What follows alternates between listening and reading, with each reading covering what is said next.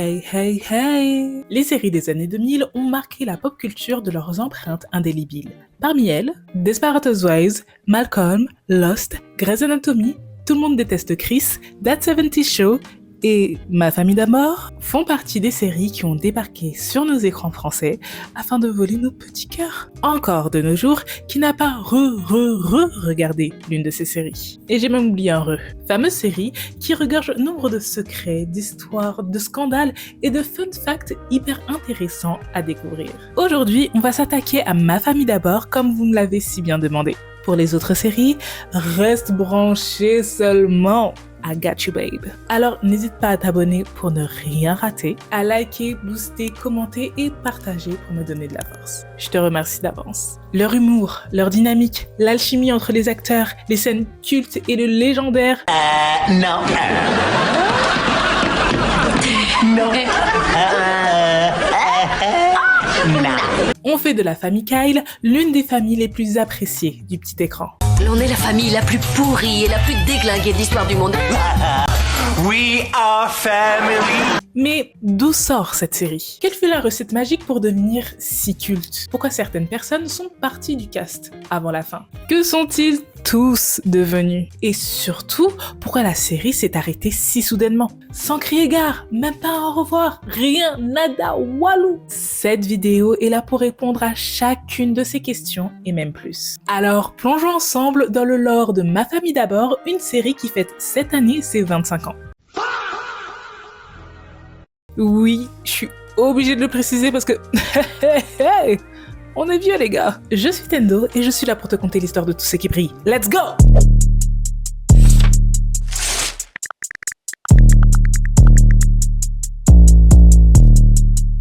Tout commence le 4 septembre 1960 à Harlem, à New York, lorsque Howell Wyant, un fervent témoin de Jéhovah gérant d'un supermarché, et Elvira Wyant, une chanteuse travaillant dans le social, mettent au monde Damon Kyle Wyant, le quatrième de la fratrie. Il naît avec une malformation au pied appelée pied beau. À cause de ça, petit, il se sentait différent et était couvé et chouchouté par sa mère qui se sentait coupable. Tout ce qu'il voulait lui, c'est être accepté et survivre. Après 4 opérations durant son enfance, son pied est guéri. Pour faire en sorte d'être accepté à l'école et dans sa famille, il fait tout pour faire rire les autres. À force de faire le pitre, il se fait même virer de 3 lycées. Il commence sa carrière avec le stand-up, puis vers 1985, bifurque vers l'acting avec Beverly Hills Cop et obtient une place au SNL Saturday Night Live, une émission de sketch diffusée le samedi soir, tout dans le titre, mais fut viré au bout de 11 épisodes. Et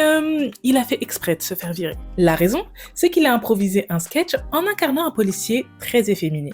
Et à travers cette performance, il voulait protester et montrer sa frustration d'être qu'un simple figurant dans le plus grand show humoristique du pays. Alors qu'il écrivait des sketchs, mais se faisait toujours rembarrer. Damon n'aime pas les règles et n'est pas le seul de sa famille à ne pas aimer ça. En tout, le couple Wyant sera marié pendant 70 ans et auront 10 enfants. Et quels enfants! Les enfants Wyant vont par la suite créer une dynastie puissante et reconnue de tous dans l'industrie du divertissement. Sean et Marlon, les 2 petits derniers, vont créer les Scary Movies avec l'aide de Kenan, le deuxième de la famille. Ils ont créé aussi Spoof Movie, Little Man, les frères Wyant et les fausses blondes infiltrées. Dernièrement, Marlon a joué dans GOAT et dans sa série éponyme. Les sœurs Wyant sont aussi productrices, scénaristes et même certaines actrices. En fait, il n'y a pas un membre de la famille qui n'a pas taffé dans l'industrie. Et tout ça, ils le doivent au charbon de Kenan Avery Wyant. Il a su créer un environnement où tout membre de la famille Wyant avait du taf. Et il donne des opportunités à condition que tu t'en donnes les moyens. Et c'est ça, même la philosophie des Wyants. Et tous sont autodidactes. C'est important de souligner cette dinguerie. Toute la première génération Wyant ont tous commencé d'une manière ou d'une autre dans les productions de Kenan, dont l'une de ses plus célèbres est In Living Color, une émission diffusant des sketchs à la manière du SNL. Même si le show est inconnu au bataillon en France, il fut extrêmement populaire outre-Atlantique. L'émission fut créée dans le simple but de faire chier SNL. C'est clairement un pied de nez et un doigt d'honneur au programme avec des acteurs et actrices majoritairement noirs et débutants contrairement au SNL, où il y avait un ou deux acteurs noirs par-ci par-là, tu vois, genre. Ce fut grâce à ce show que les States ont découvert l'incroyable Jim Carrey. Dans le lot, il y avait aussi Jamie Foxx, J-Lo et 6 des frères et sœurs Wayans, dont Damon, qui partira au bout de la 3e saison pour poursuivre sa carrière d'acteur vers d'autres horizons. Et aussi parce qu'il y avait des dramas avec la chaîne, c'était toute une histoire. En tout cas, cette émission fut un réel tremplin pour eux tous. Petit fun fact, In Living Color est la raison pour laquelle la mi-temps du Super Bowl est ce qu'il est aujourd'hui, avec les grandes stars et tout le tintouin. En fait, avant, cette mi-temps était pas très intéressante. C'était des fanfares et des majorettes qui faisaient tourner leur bâton. En gros, Kenan a eu la brillante idée de faire un épisode spécial en direct live qui dure le temps de la mi-temps du Super Bowl et commence pile poil au moment de la pause. Résultat, ce fut un carton plein. Plus de 20 millions de téléspectateurs ont regardé le programme et la NFL avait trop la rage. Du coup, l'année suivante, en 1993, ils ont engagé le roi de la pop, aka Michael Jackson, pour faire en sorte que les téléspectateurs restent et ne perdent pas une miette du Super Bowl. Et surtout de leurs pubs diffusées pour des millions de dollars. Donc, Bad Bunny, la dernière tête d'affiche de cet événement, devrait logiquement dire merci à Kenan. Et en parlant du méchant lapin, j'ai sorti dernièrement une vidéo sur son parcours. Si jamais t'es intéressé, n'hésite pas à la regarder. Voilà, elle est juste là. Bref, Damon jouera ensuite dans Le Dernier Samaritain, Last Action Hero, More Money et Major Pain. Mais il y a quelque chose qui cloche. On est en 2000 et il est frustré par sa carrière d'acteur. Déjà de 1, il a compris qu'il voulait être sur tous les fronts et pas seulement être acteur. De 2, il n'est pas satisfait de la représentation des pères et de la famille à la télé. Il dira à ce sujet, « Ces dernières années, j'ai vu à la télévision des pères comme Homer Simpson ou Al Bundy, des types un peu bêtes que leurs enfants essayaient sans cesse de duper. J'ai moi-même grandi avec un père formidable. Je pense être un père formidable. Je voulais ramener ces pères formidables à la télévision.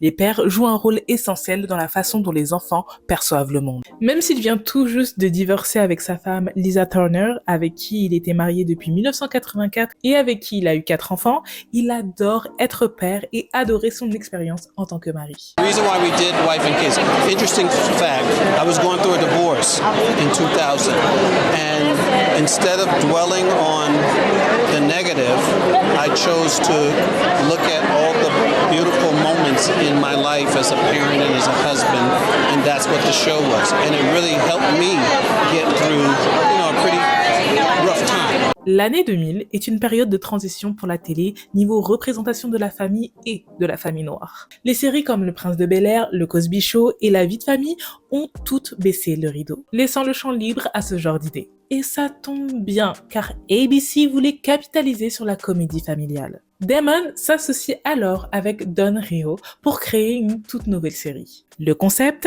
une série à la fois drôle, sincère et authentique, s'inspirant de la vraie vie de famille de Damon. À travers cette série, il veut apporter sa vision authentique de la paternité et une famille réaliste et nuancée, avec un père actif utilisant l'humour et les pranks pour discipliner ses enfants. Il ne voulait pas d'une série avec un père distant, absent et colérique. Il s'est évidemment inspiré du Cosby Show, tout en y mettant sa patte moderne. Et quel sera le nom? Well, la série événement s'appellera My Wife and Kids, ou en français, Ma famille d'abord. Ils se rapprochèrent d'ABC, qui, comme de par hasard, recherchait une telle série. Elle sera produite par Touchdown Television en association avec Wayans Brothers Entertainment et Impact Zone, diffusée sur ABC. Ok, ils ont le concept, le nom de la série, la chaîne, reste plus qu'à choisir le casting idéal pour marquer l'histoire. Pour le rôle du père, malgré qu'il soit déjà le co-créateur, le scénariste et le producteur, Damon s'est voué à jouer le rôle de Michael Kyle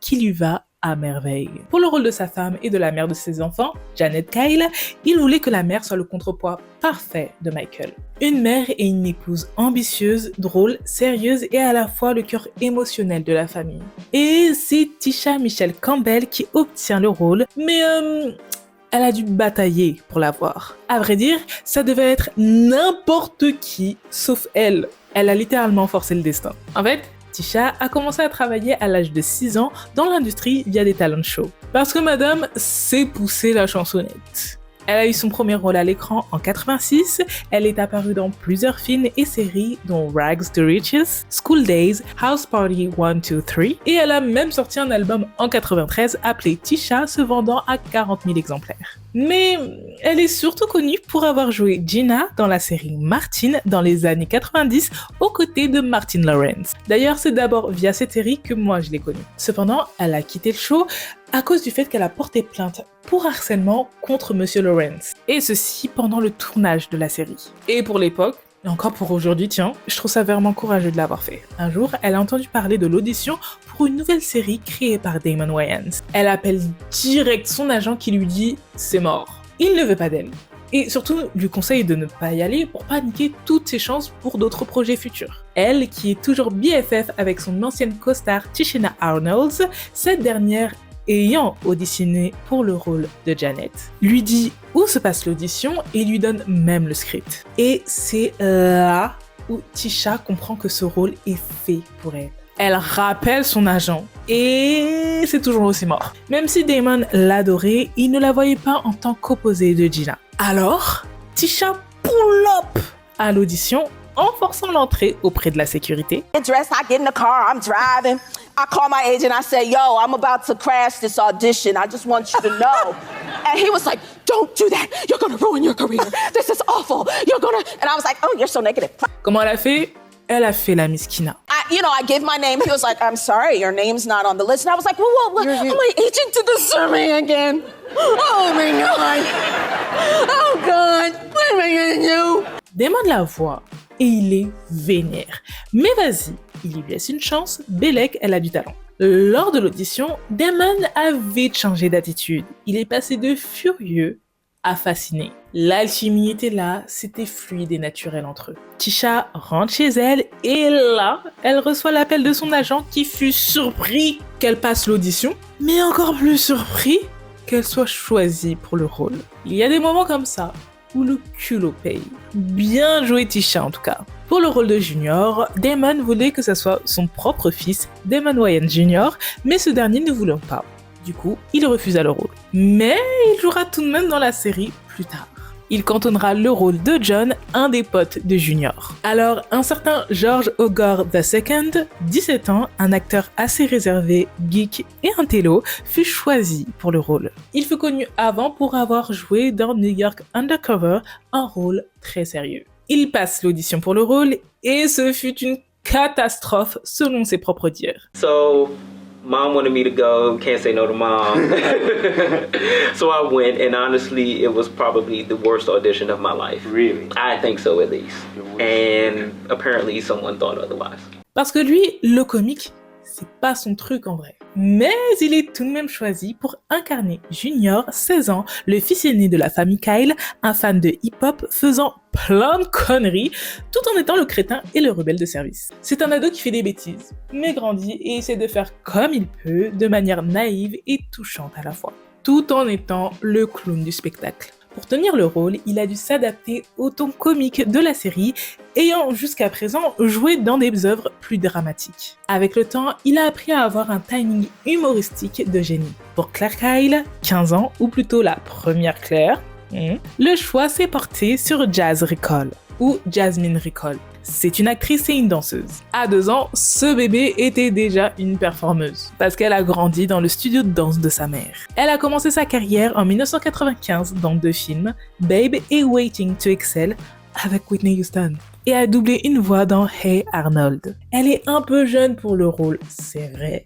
mais qu'importe, c'est elle qui campera le rôle de Claire. Quant à la petite dernière, Cady Kyle, 5 ans, il voulait avoir une actrice adorable, espiègle, attachante et crédible. Et c'est Parker McKenna Posey qui fut choisi, et ce fut son tout premier rôle ever. Tous ensemble, ils formèrent la famille Kyle, une famille afro-américaine de la classe moyenne supérieure. Les Avengers sont au complet. Maintenant, il est temps de prendre d'assaut les écrans du monde entier. Le premier épisode fut diffusé le 28 mars 2001 sur ABC. Et dès la première saison, la sauce prend. En moyenne, plus de 8 millions de téléspectateurs suivent les aventures farfelues des Kyle. La série débarque dans l'Hexagone courant 2003 sur M6 et devient vite un phénomène, avec des rediffusions et des harcèlements de la part de M6 et W9 tous les étés. Mais en vrai, pour notre plus grand plaisir, encore aujourd'hui. C'est un réel vent de fraîcheur dans les représentations des Noirs à la télé. Mais en même temps, la série est universelle, elle n'est pas faite que pour les Noirs, mais pour tout le monde. Ils n'ont pas appuyé sur la couleur de peau, mais sur la famille pour que tout le monde puisse se reconnaître. De plus, c'est une famille aisée avec comme père un chef d'entreprise et une mère tradeuse, qui en plus reprend les études plus tard. Adieu les clichés sur la précarité des Noirs. Et grâce à tout ça, le pari est gagné. La série a gagné plusieurs prix et récompenses. Cependant, dès la fin de la première saison, celle qui joue la première Claire, Jazz Recall, décide de partir de la série. La raison ? L'amie de Claire, jouée par Raven Simonet, devait tomber enceinte mineure. Un sujet complexe et mature que la mère de Jazz, très religieuse, n'a pas apprécié et l'a incité à partir. Recall a elle-même déclaré « J'avais 12 ans quand j'ai décroché le rôle. Les producteurs voulaient quelque chose de différent. Ils voulaient quelqu'un d'un peu plus âgé. Je n'étais pas prête pour ça. J'ai fini par partir à New York pour danser, ce qui était ma première passion. J'en suis vraiment reconnaissante à Dieu, car cela m'a permis de mûrir et de voyager. » En vrai, elle a seulement suivi les décisions de sa mère. Mais en même temps, elle n'a aucun regret. Car sa carrière n'a pas du tout été impactée par ce départ. Loin de là. Mais t'inquiète, on en reparlera dans la section « Que sont-ils tous devenus ?» C'est bientôt, j'arrive. Alors, pour la remplacer, ils font appel à Jennifer Nicole Freeman, âgée de 15 ans. Plus âgée et du coup, ça collait plus. Jennifer était booked and busy dans les années 2000. Elle était connue pour Street Dancers et Johnson Family Vacation. Elle avait joué dans La Guerre des Stevens et Lizzie McGuire. Dans la série, ils font comme si la go n'a pas changé d'un poil. T'as quelque chose de changé? Qu'est-ce que tu racontes? J'ai tiré mes cheveux en arrière, tu parles d'une révolution. Écoute, je ne saurais pas dire pourquoi, mais on dirait une autre personne. Et c'est ça qui est marrant et intelligent à la fois. Ils font allusion au changement avec une seule et unique phrase. Scène inspirée par le prince de Bel-Air lorsque la tante Vive a changé de visage. You know, Miss Banks, since you had that baby, there's something different about you.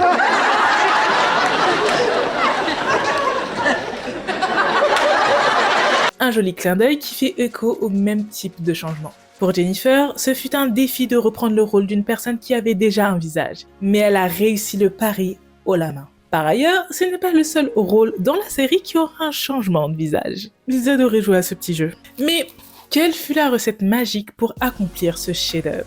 Il y a eu plusieurs ingrédients essentiels pour arriver à ce résultat. On en parle du cast, s'il vous plaît ? Non, parce que tout le monde est parfaitement à leur place. Le pire, on croirait que chaque rôle était cousu à la perfection pour chaque acteur et actrice. Mais en fait, c'est dû au fait que chaque personne a mis leur grain de sel dans l'écriture du personnage, dû au fait que sur le tournage, il y avait beaucoup de place à l'improvisation. Ainsi, chaque acteur-actrice ont apporté leur énergie unique à leur personnage. Par exemple, on peut prendre le cas de Noah Gray Cabby, jouant Franklin Aloysius Mumford, dès la deuxième saison. Un enfant prodige, virtuose du piano et fou amoureux de Caddy, eh bien, il joue à la perfection du piano, car c'est bel et bien un génie du clavier. Le petit, il broie le piano comme personne. Dès l'âge de 4 ans, il fait déjà le tour du monde pour montrer ses talents, et à 5 ans, c'est le plus jeune soliste du monde à jouer à l'Opéra de Sydney. Le petit, il ne blague pas. L'alchimie entre les acteurs était plus que flagrant. De plus, sur le plateau, l'ambiance y était très familiale et amusante. Ce fut une réelle expérience d'apprentissage pour les acteurs. Damon les encourageait et leur faisait comprendre l'aspect comique des choses et comment jouer avec l'humour et l'impro. Vu son expérience dans le domaine, il y a trop de scènes cultes et drôles que je ne pourrais pas faire un classement. Mustang Sally, Mustang Sally. you better slow your Mustang down. Slowing down, slowing down. Mais je peux te citer les plus mémorables pour moi et je pense pour beaucoup. Par exemple, il y a le poème de Junior, le fameux Douleur pure de banlieue. Tu frappes que le sang coule.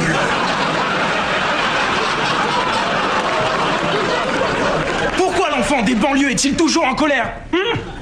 Je n'en sais rien du tout. Mais mon cœur saigne. J'aimerais vous faire du mal à vous tous. Janet faisant du karaoké, ne lui laissez jamais un micro.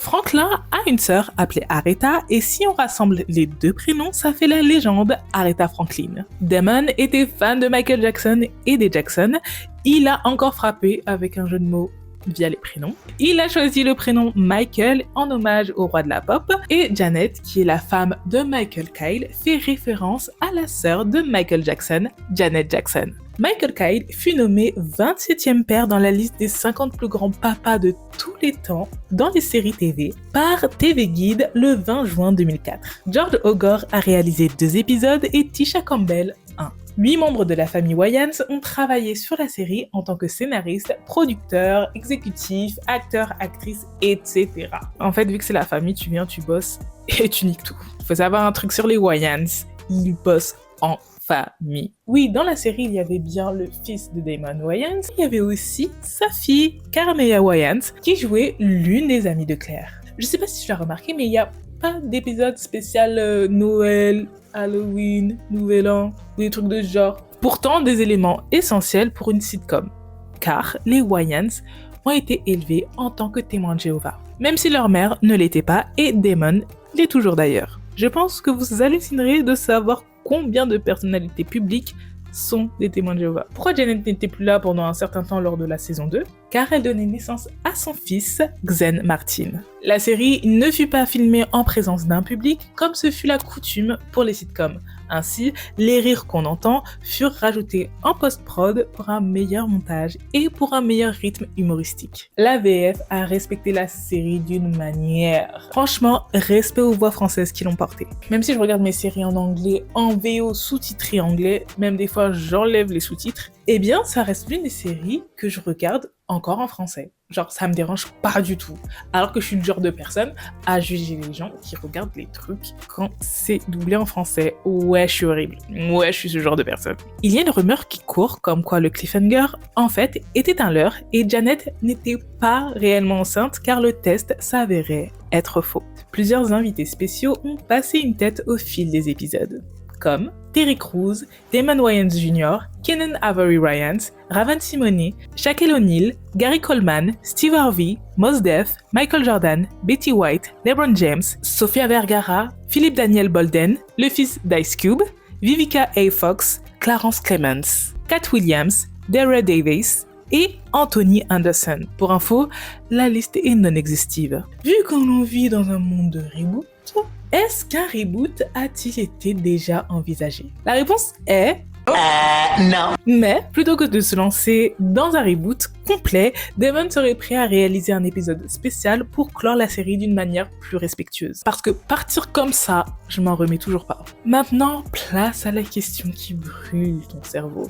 Que sont-ils tous devenus ? On va passer en revue toute l'actualité des acteurs principaux et ils sont au nombre de 12. Commençons par Meagan Good, ou la première Vanessa, aujourd'hui âgée de 44 ans. Elle fut castée dans son premier film à 13 ans et a joué dans Eve's Bayou et ma série, Le cousin Skeeter, qui passait sur Nickelodeon, et mon autre série, Moesha. Après Ma famille d'abord, elle a joué dans Step In, Think Like a Man 1 et 2, Shazam et Harlem. Elle a été mariée au prédicateur Devon Franklin et aujourd'hui elle est mariée à l'acteur Jonathan Majors, 11, et la Joyce, 71 ans, a.k.a. Jasmine Scott. Elle a d'abord commencé au théâtre, puis est passée au petit écran et ensuite le cinéma. Après la fin de la série, elle a joué dans Our Family Wedding, Temptation Confessions of a Marriage Counselor et Nina. 10. Lester Spitt, 72 ans, qui a prêté ses traits à Calvin Scott. C'était d'abord un joueur de football américain, devenu catcheur,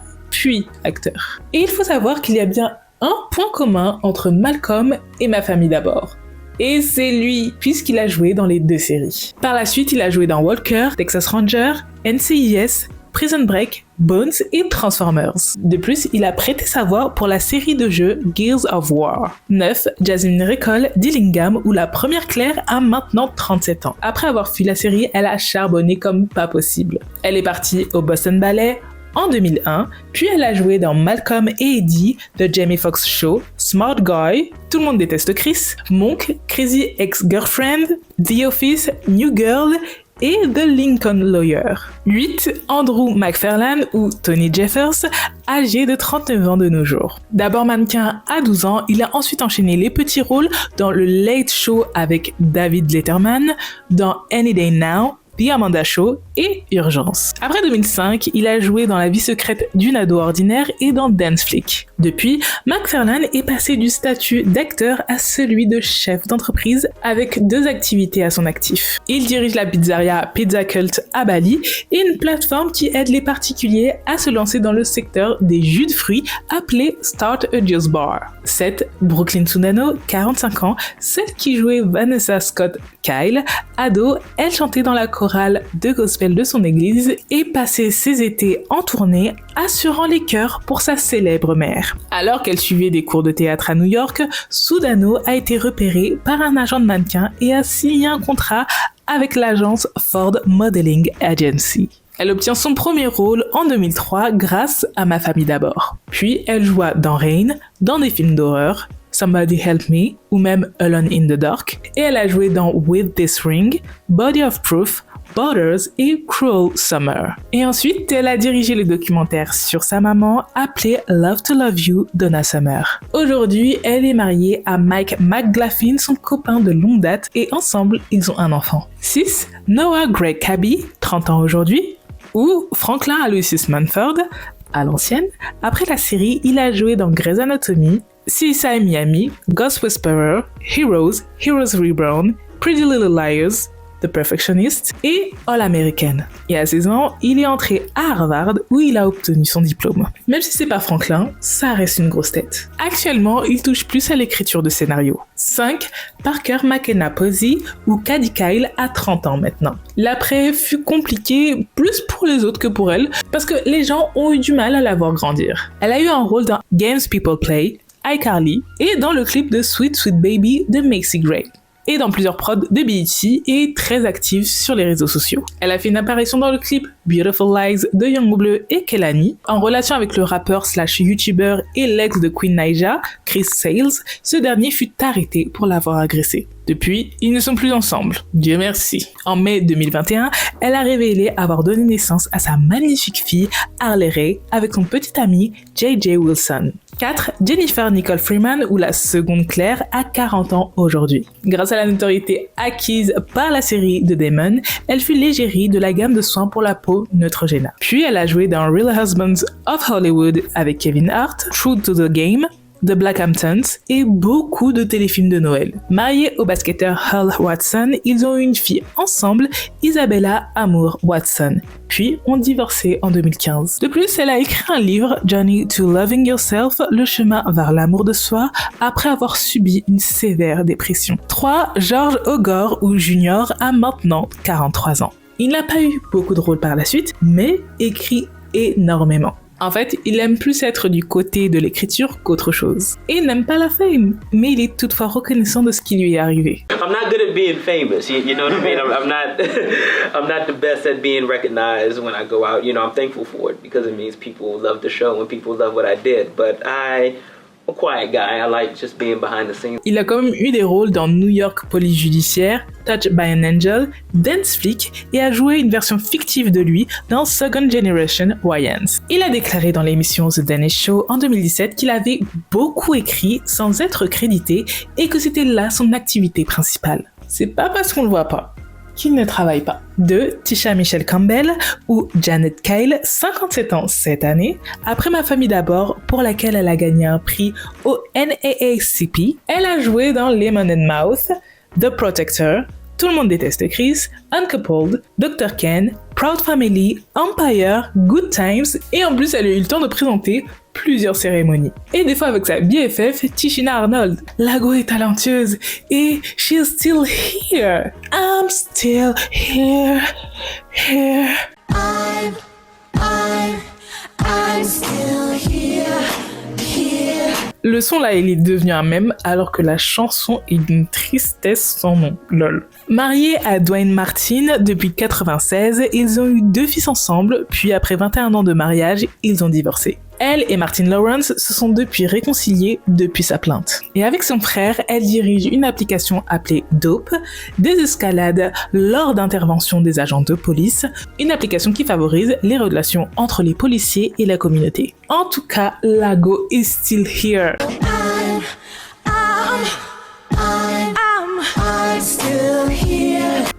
Damon ou le patriarche Kyle a 65 ans aujourd'hui. Il n'est pas mort, contrairement aux rumeurs qui circulaient à l'époque. C'était vraiment la mode de ce genre de rumeurs à l'ancienne. C'était très bizarre comme époque. C'est carrément un flex d'avoir ce genre de rumeurs sur le dos. Genre là, you made it. Il a actuellement 7 grands-enfants et a continué le stand-up pendant un temps, tout en s'aventurant dans la tech via une entreprise qu'il a créée appelée Mims, qui signifie Money in my sleep, de l'argent pendant mon sommeil, et a travaillé avec son équipe de développeurs pour créer quelques applications, notamment Flickdat. Malheureusement, en 2013, il a été diagnostiqué du diabète. Puis, il a eu une tumeur au cerveau de la taille d'un œuf. Tumeur retirée depuis. Il a joué dans Happy Together et L'Arme Fatale, adaptation en série de L'Arme Fatale, mais est parti au bout de 3 saisons et la série s'est arrêtée là, à cause de son départ. En 2020, les Wayans ont perdu la matriarche de la famille, Elvira Wayans, décédée à l'âge de 81 ans. Puis, peu de temps après, le patriarche de la famille Wayans